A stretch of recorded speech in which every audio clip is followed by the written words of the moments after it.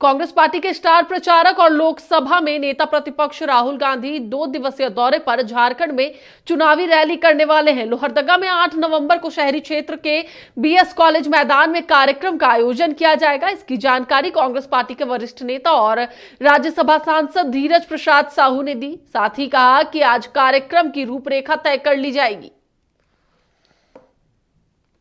किस तरह से तैयारियां कर रहे हैं? वो पार्टी स्तर पर सब चल रही है। कल ही खबर आया कि राहुल गांधी आ रहे हैं, तो इस तरह से हम लोग अभी बातचीत चल रही है और इसका फाइनल जो है आज शाम तक पता चलेगा कि वो आ रहा है या नहीं आ रहा है। लेकिन इतना ज़रूर है कि सिमडेगा और लोहरदगा का कार्यक्रम है। देखिए, भारतीय जनता पार्टी यहाँ चुनाव नहीं लड़ी, यहाँ आजसू पार्टी लड़ रही है, तो इसका फायदा इंडिया गठबंधन को निश्चित तौर पर मिलेगी।